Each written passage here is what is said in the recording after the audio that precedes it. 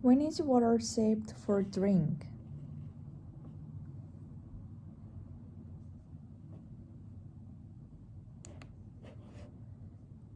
Take a look at the water in this glass.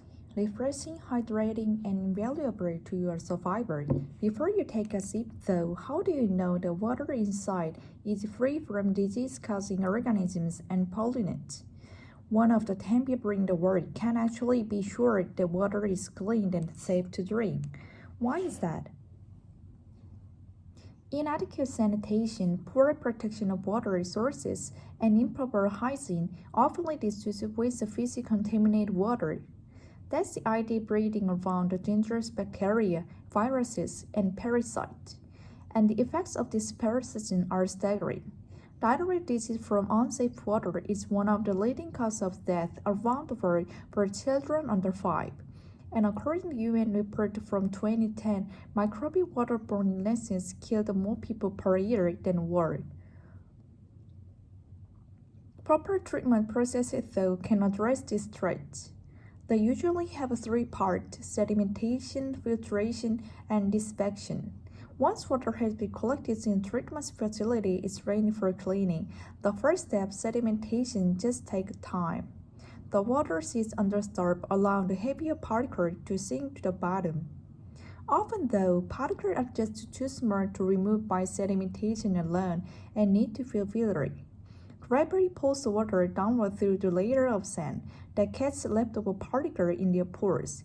Prepping the water is for refining treatments. Those of these chemicals, primary forms of chlorine and ozone, are mixed in to kill off any pathogens and to disinfect piped and storage system. Fluorine is highly effective in destroying water-living organisms, but is used for many government regulate because it has potentially harmful chemical byproducts. And if imbalance of chlorine occurs during the disinfection process, it can trigger other chemical reactions. For example, levels of chlorine byproducts like trimethyls could skyrocket, leading to pipe corrosion and the release of iron, copper, and lead into drinking water. Water contamination from these and other sources, including leaching, chemical spill, and runoff, has been linked to long-term health effects like cancer, cardiovascular and neurological disease, and miscarriage.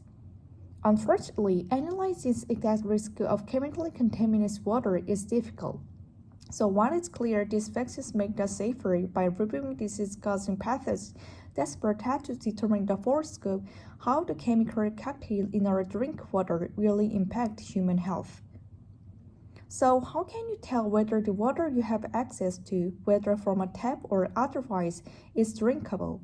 Firstly, too much turbidity, trace organic compounds, or high-density heavy matter like arsenic, cognac, or lead means that water is unsuitable for consumption. A lot of contaminants like lead or arsenic won't be obvious without tests, but some clues like cloudiness, brown or yellow coloration, a foul odor, or excessive cloying smell can indicate the need to investigate further. Water testing kits go thus further and affirm the presence of many different contaminants and chemicals. With many types of contamination, there are ways to treat water where they used to instead of close to its source. Point-of-use treatments has actually been around for thousands of years. Ancient Egyptians boiled away many organic contaminants with their sun's heat. And the ancient Greeks, Hippocrates designed a bed that trapped bad-tasting sediment for water. Today, point-of-use processes usually involve ionization to lower mineral content. They also use absorption filtration, or a porous material called activated carbon strengthens water to remove contaminants and chemical byproducts. While it's not always an effective long-term solution, point-of-use treatment is portable, easy to install, and adaptable. And in regions where the large-scale systems are unavailable or where water has been contaminated further along its journey, this system can make the difference between life and death. Clean water remains a precious and often scarce commodity. There are nearly 8 million of us who still don't have regular access to it. The good news is that contaminant developments in water treatments, although large and small scale, can live as a lot of unsafe conditions. Implement proper systems where they needed and paying carefully attention to the ones already in place. We will for one of the basic of our human needs.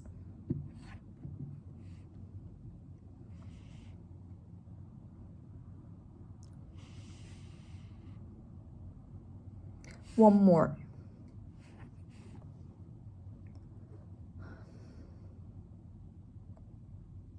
Take a look at the water in this glass. Refreshing, hydrating, and invaluable towards the fiber.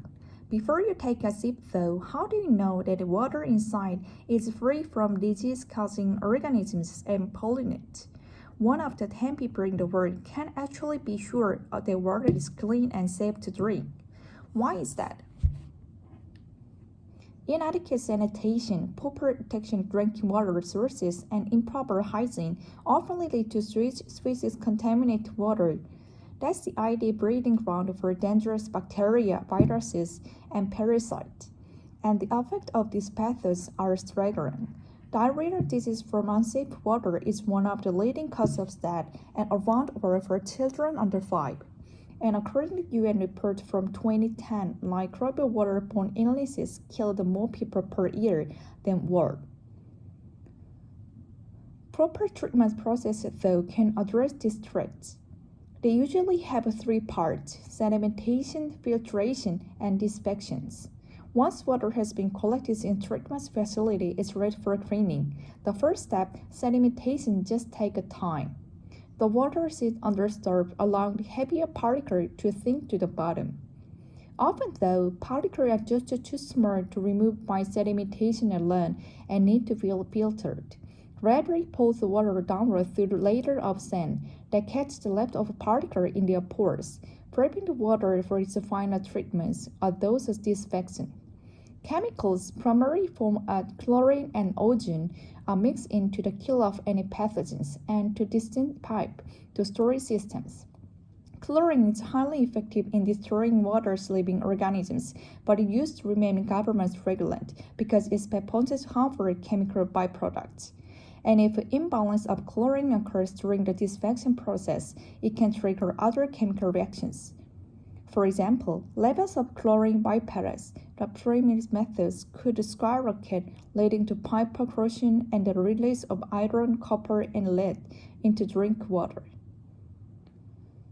Water contamination from these and other sources, including leaching, chemical spill, and runoff, has been linked to long-term health effects like cancer, cardiovascular and neurological disease, and miscarriage.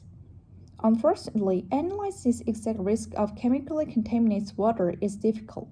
So while it's clear disinfectants make us safer by removing disease-causing pathogens, experts have yet to determine the full scope of how the chemical cocktail in our drinking water really impacts human health. So how can you tell whether the water you have access to, whether from a tap or otherwise, is drinkable? Firstly, too much turbidity, trace organic compounds, or high-density heavy metals like arsenic, chromium, or lead means the water is unsuitable for consumption. A lot of contaminants like lead or arsenic won't be obvious without tests, but some clues like a cloudiness, brown or yellow coloration, a foul odor, or excessive chlorine smell can indicate the need to investigate further. Water testing kits can go a step further and affirm the presence of many different contaminants and chemicals. With many types of contamination, there are ways to treat water where it is used instead of close to its source. Point-of-use treatments has actually been around for thousands of years. Ancient Egyptians boiled away many organic contaminants with the sun's heat. And the ancient Greeks, Hippocrates designed a bag that tracked the bad-tasting sediment from water. Today, point-of-use process usually involves ionization to lower mineral content. They also use absorption filtration, or a poor material called activated carbon strength water to remove contaminants and chemical byproducts. While it's not always an effective long-term solution, point-of treatment is portable, easy to install, and adaptable.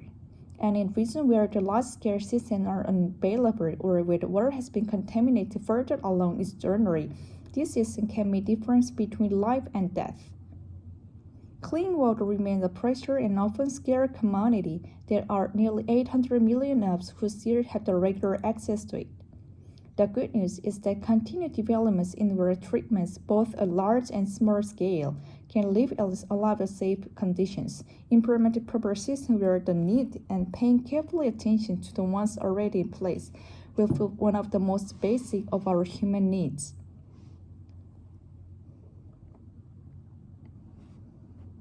This video talking about the water, and actually water is very vital things for human, but nowadays people don't know which water is the drinkable, so the video mentions the 3 steps. There are many ways to test the water, but just the normal people can distinguish whether this water is possible to drink. But the easy one is to check the color. So like the yellow or some strange color is mean then you need to investigate further. And also there is some kit to check the water. And this video also explain the way to make the water clean. There are 3 steps, but